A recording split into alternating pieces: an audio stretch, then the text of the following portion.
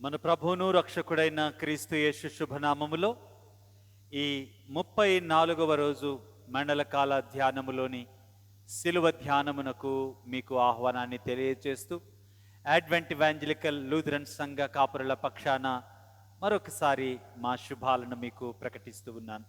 నిన్నటి దినాన 33వ శ్రమల కాల ధ్యానములో కాపరి సంజయ్ గారి ద్వారా నూతన ఆజ్ఞ ద్వారా తగ్గింపుతో సేవక పరిచర్య వైపు యేసుక్రీస్తు వారిచ్చిన పిలుపును గురించి మనము ధ్యానించాం.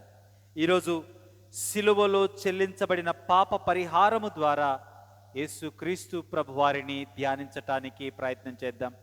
ఈ మండల కాలములో యేసుక్రీస్తు ప్రభువారి పరిచర్యను క్రోనలాజికల్ ఆర్డర్లో ధ్యానం చేస్తూ ఈ 34వ రోజు సిలువ శ్రమల ధ్యానములోనికి మనము వచ్చి ఉన్నాం. నేటి లేఖనానికై ఏర్పాటు చేయబడ్డటువంటి వాక్య భాగము యోహాను సువార్త 19వ అధ్యాయం 16 నుంచి 42 వచనాలు. 16వ వచనాన్ని చూస్తే, తీర్పులన్నీ ముగిసిపోయాయి, శిష్యులు చెదిరిపోయారు. అప్పటికే సైనికులు యేసుక్రీస్తు ప్రభువారిని అమానవీయంగా హింసించారు. యూదా ప్రజలు, యెరూషలేము ప్రజలు దూషించి ఎంతగానో ఆయనను అవమానించటాన్ని మనము చూసాము. ఇప్పుడు ఆయనను 16వ వచనంలో చూస్తే 19వ అధ్యాయం యోహాను సువార్త, అప్పుడు సిలువ వేయబడుటకై అతడు ఆయనను వారికి అప్పగించెను. వారందరి కేకలు గెలిచాయి, అన్యాయము గెలిచింది. నిర్దోషి అయినటువంటి క్రీస్తు సిలువకు అప్పగించబడ్డాడు. నిర్దోషి సిలువకు అప్పగించబడడం, నిర్దోషి మరణానికి అప్పగించబడడం, ఇది ఒక వింత చర్య. నిర్దోషి అని న్యాయమును తీర్చిన న్యాయాధిపతులకు తెలుసు, నిర్దోషి అని ఆయన మరణాన్ని కోరుకుంటున్న వారికి తెలుసు. కానీ అన్యాయముగా ఆయన మరణాన్ని గట్టిగా కోరుకున్నవారు యూదా ప్రజలు, ఆ మరణాన్ని అంగీకరించిన వారు న్యాయాధిపతులు, ప్రత్యేకంగా పిలాతు. యేసుక్రీస్తును సిలువకు అప్పగించారు. భయంకరమైన సిలువ మరణమునకు ఆయన తన సిలువను ఎత్తుకొని కపాలనమనబడు స్థలము, ఆ గొల్గొతా ప్రదేశానికి ఆయన తీసుకురాబడ్డాడు. ఆ సిలువ పైన ఆయన మేకులతో దిగగొట్టబడ్డాడు. ఆయన సిలువ పైన మాట్లాడిన 7 మాటలు శుభ శుక్రవారం అంటే గుడ్ ఫ్రైడే రోజు మనము ధ్యానం చేసుకుంటాం. ఈ గొల్గొతాకు ఆయన తన సిలువను మోసుకొని వెళుతూ ఉన్నప్పుడు పిలాతు దాని మీద యూదుల రాజు నజరేయుడైన యేసు అని ఆయన రాపించాడు. అయితే యూదుల రాజని ఇతను అంటూ ఉన్నాడు అని చెప్పండి, అని రాయించండి అని ఆ యొక్క యూదా మతాధికారులు కోరినప్పుడు, నేను రాయాల్సింది రాశాను, మీరు చేయాల్సింది చేసుకోండి అని చెప్పి పంపించేశాడు. ఆ తర్వాత జరిగిన సన్నివేశాలు, అంతకుముందు జరిగిన సన్నివేశాలలో ఒక ప్రస్ఫుటంగా కనపడే ఒక సంగతి, ఆయన అంగీ కొరకు చిట్లు వేయబడ్డాయి. లేఖనము నెరవేరునట్లు ఆయన దాహమునకిమ్మని అడిగాడు. లేఖనములో పలుకబడ్డట్లుగా ఏలీ ఏలీ లామా సబక్తాని అని అన్నాడు. లేఖనము నెరవేరునట్లు సమాప్తమైనది అన్నాడు. లేఖనము నెరవేరునట్లు తండ్రి నీ చేతికి నా ఆత్మను అప్పగించుచున్నాను అని చెప్పాడు. లేఖనము నెరవేరునట్లు ఆయన గొర్రెను బొచ్చు కత్తిరించువాని ఎదుట మౌనంగా ఉన్నటువంటి గొర్రెవేల, వదకు తేబడ్డ గొర్రె ఆ యొక్క కసాయివాడి ఎదుట మౌనముగా ఉన్నట్లు, అటువంటి మౌనాన్ని యేసుక్రీస్తు ప్రభువారు చూపించడాన్ని చూశాం. లేఖనము నెరవేరునట్లు జరిగిన కార్యాలు, నిర్దోషి అయినప్పటికీ దేవుని చిత్త ప్రకారం శిలువ మరణాన్ని అంగీకరించి అనుభవిస్తూ ఉన్నటువంటి యేసుక్రీస్తు వారు, అవమానించిన దొంగలలో ఒక దొంగ మారు మనస్సు పొంది నీ రాజ్యముతో వచ్చినప్పుడు నువ్వు జ్ఞాపకము చేసుకో అని అంటే, నేడు నీవు నాతో కూడా పరదైసులో ఉందువు అని ఆ మరణ బాధలో, దిగ్భ్రాంతికరమైన సన్నివేశములో కూడా ఆ దొంగకు వాగ్దానము చేస్తూ పరలోక ప్రాప్తిని కలిగించినటువంటి సందర్భం.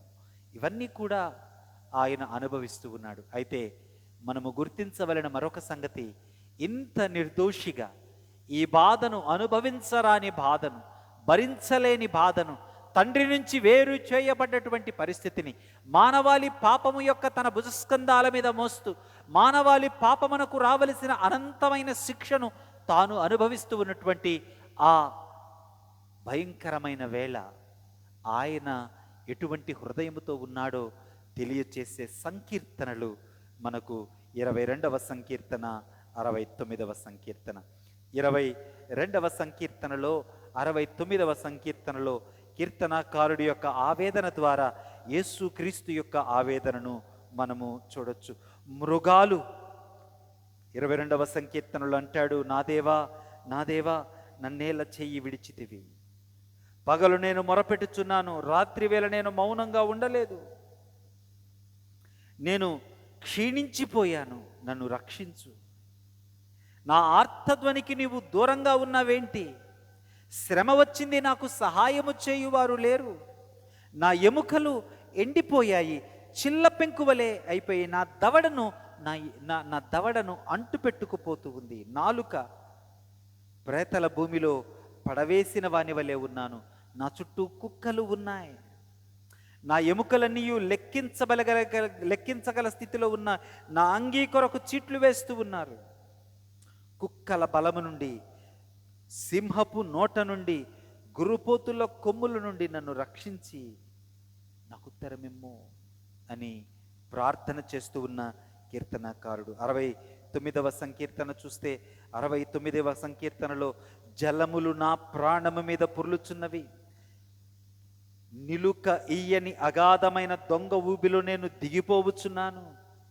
అగాధ జలంలో నేను దిగపడినాను, వరదలు నన్ను ముంచివేయుచున్నాను. అయితే కీర్తనాకారుడి యొక్క ఆవేదన, మౌనముగా దిగ్భ్రాంతికరమైన పరిస్థితులలో వేదనను అనుభవిస్తూ ఉన్నటువంటి యేసుక్రీస్తు ప్రభువారి ఆవేదన, అది ప్యాసివ్ ఆవేదన కాదు, చేతకాని ఆవేదన కాదు. జాగ్రత్తగా గమనించండి ఈ మాటను.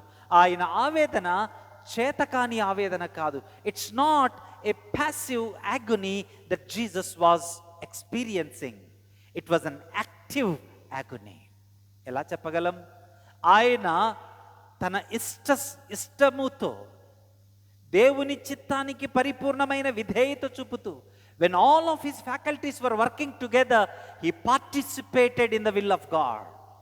ఆయన పరిపూర్ణమైనటువంటి ఇష్టముతో, దుఃఖాకరమైన సంగతి అయినప్పటికీ, బాధాకరమైనటువంటి పరిస్థితి అయినప్పటికీ, ఏ మనిషి అనుభవించలేని వేదన అయినప్పటికీ, దేవుని చిత్తానికి పరిపూర్ణమైన ఇష్టముతో ఆయన తలవంచాడు. ఆయన ఇష్టపూర్వకంగా ఆ బాధను అనుభవించాడు, తండ్రి చిత్తానికి లోనయ్యాడు, తానే ఆ బాధను తీసుకున్నాడు. చూడండి 69వ సంకీర్తన 7వ చరణంలో అంటాడు, నీ నిమిత్తము నేను నింద నొందిన వాడనైతిని, నీ నిమిత్తము సిగ్గు నా ముఖమును కప్పెను. నా సహోదరులకు నేను అన్యుడనైతిని, నా తల్లి కుమారులకు నేను పరుడనైతిని. కారణం ఏంటంటే, నీ ఇంటిని గూర్చిన ఆసక్తి నన్ను భక్షించుచున్నది. నిన్ను నిందించిన వారి నిందలు నా మీద పడి ఉన్నవి. కాబట్టి వారు నాకు చేదును ఆహారంగా పెట్టారు. నేను దప్పిక కొనినప్పుడు చిరకను నాకు త్రాగనిచ్చారు. నేను వెలుగును చూడలేని చీకటిలోనికి దిగిపోతూ ఉన్నాను. నేను బాధపడిన వాడనై వ్యాకులపడుచున్నాను. నీ రక్షణ నాకు అనుగ్రహించు. అయితే కీర్తనాకారుడు ఆ శిలువ శ్రమ మరణానికి సూచనగా క్రీస్తు బాధను వర్ణిస్తూ, క్రీస్తే ఈ మాటలు పలుకుతూ ఉన్నట్లుగా మనకు అర్థమయ్యే బోధన మనకు అందిస్తూ ఉన్నాడు. శిలువలో యేసుక్రీస్తు వారి వేదన ఇది, యేసుక్రీస్తు ప్రభు వారి వేదన. కానీ ఆయన ఇష్టపూర్వకంగా ఈ వేదనలోనికి మానవులందరి కొరకు వెళ్ళాడు. సంపూర్ణంగా ఈ భయంకరమైన దిగ్భ్రాంతికరమైన పరిస్థితికి ఆయన లోనయ్యాడు. అంత మాత్రమే కాదు, ఆ బాధలో కూడా దేవుడు తనను వినిపిస్తాడు, ఈ బాధ నుంచి తిరిగి పునరుజ్జీవింపచేస్తాడు అన్న విశ్వాసము ఆయన వీడలేదు. అందుకే 22వ సంకీర్తనలో మనము చూస్తే, కుక్కల బలము నుండి నా ప్రాణమును, తప్పించుమని ప్రార్థన చేసిన ఆయన, సింహపు నోట నుండి నన్ను రక్షించుము అని ప్రార్థించిన ఆయన, గురుపోతుల కొమ్ములలో నుండి నన్ను రక్షించి నాకు ఉత్తరమిచ్చియున్నావు. కాబట్టి నీ నామమును నా సహోదరులకు ప్రచురపరచెదను, నిన్ను స్తుతించెదను. యెహోవా యందు భయభక్తులు గలవారలారా ఆయనను స్తుతించుడి. ఆయన నామమును ఘనపరచండి, ఆయనకు భయపడండి. కారణం ఏంటి అంటే ఆయన న్యాయమును చేయుట ఆపలేదు. ఆయన మ్రొక్కిన వారికి, ఆయనను గురించి వేడుకున్న వారికి ఆయన సహాయము చేసి ఉన్నాడు. కాబట్టి ఆయనను వెదుకు వారందరూ ఆయనను స్తుతించెదరు. అదే రీతిగా 69వ సంకీర్తనలో కీర్తనాకారుడు అంటూ ఉన్నాడు, దేవుని వెదుకులారా వారలారా మీ ప్రాణము తెప్పరిల్లునుగాక. యెహోవా దరిద్రుల మొర ఆలకించువాడు, ఖైదులో ఉంచబడిన తన వారిని తృణీకరించువాడు కాడు. దేవుడు సియోనును రక్షించును, ఆయన యూదా పట్టణములను కట్టించును. జనులు అక్కడ నివసించెదరు, అది వారి వశమగును. ఆయన సేవకుల సంతానము దానిని స్వతంత్రించుకొనును. ఆయన నామమును ప్రేమించువారు అందులో నివసించుదురు. నిజమే, యేసుక్రీస్తు ప్రభు వారి సిలువను చూసినప్పుడు భరించలేని ఆయన బాధ మన కళ్ళకు కట్టినట్టు స్పష్టంగా కనపడాలి. అయితే మనందరి బాధను ఆయన ఇష్టపూర్వకంగా భరింపరాని ఆ బాధను స్వీకరించిన యేసు మనోగతం, ఆయన వెళ్ళిన ఆ చీకటి ప్రయాణం, భరించలేని ఆ దుఃఖ ప్రయాణం, వీటిని జ్ఞాపకం చేసుకుంటూ ఆ దుఃఖములో నుంచి మనందరి నిరీక్షణను యేసుక్రీస్తు ప్రభు వారు ఎలా స్పష్టం చేస్తున్నారు. ఆ చీకటిని పెగిలించుకొని వచ్చే దేవుని కాంతి కిరణాలు, మరణాన్ని దాటి పునరుద్ధానుడై జీవించబోతూ ఉన్న యేసుక్రీస్తు మన కళ్ళ ముందు ఆవిష్కరిస్తూ ఉన్నాడు. అందుకే ఆయన తన వారి మొరలను నిర్లక్ష్యం చేయువాడు కాదు. నీ జీవితంలో కూడా ఆయన సిలువ వైపు చూసి నీ జీవితములో సిలువను పునరుద్ధానంగా మార్చగలిగే దేవుడి యందు విశ్వాసం ఉంచు. అది ఎటువంటి సిలువ సన్నివేశమైన ఆయన దానినంతటిని పునరుజ్జీవింప చేయగలడు. దాని పరిస్థితిని, దాని రూపురేఖలను సిలువ స్థితి నుంచి మహిమ స్థితికి ఆయన రూపాంతరం చెందిస్తాడు. నమ్ముదామా? కీర్తనాకారుడి ఆవేదనలో నుంచి నిరీక్షణలోనికి వద్దామా? కీర్తనాకారుడి దిగులు, చింత, భయంకరమైన వేదనలో నుంచి విశ్వాసము ద్వారా జయమును సంపాదించిన జయములో నుంచి దేవుని స్తుతిస్తూ మానక కీర్తించిన కీర్తనాకారుడి అనుభవములోనికి వద్దామా? అట్టి గొప్ప కృప త్రియేక దేవుడు మనకందరికి అనుగ్రహించులాగన ఈ ప్రార్థనలో ఏకీభవించండి.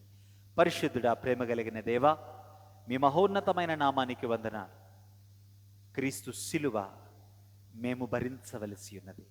మా నిమిత్తము సిలువను భరించిన క్రీస్తు, ఆయన ప్రయాణించిన చీకటి, ఆయన సిలువ దాటి పునరుద్ధానము, మేము కూడా మా జీవితంలోని సిలువ వంటి అనుభవాలు, వాటిని దాటి పునరుద్ధానాన్ని చూస్తామనే విశ్వాసముతో మీ అందు భయభక్తులు నిలుపుటకు సహాయం చేయమని ఈ ఉదయకాల ధ్యానములో పాలు పంపులు పొందిన ప్రతి ఒక్కరిని దీవించి ఆశీర్వదించి వారి అవసరతలు, అక్కరలు తీరుస్తూ క్షేమాన్ని అనుగ్రహించమని యేసు నామమున ప్రార్థిస్తున్నాను తండ్రి, ఆమేన్. తండ్రి, కుమార, పరిశుద్ధాత్మ త్రియేక దేవుని దీవెన సదా మీకు తోడయుండునుగాక.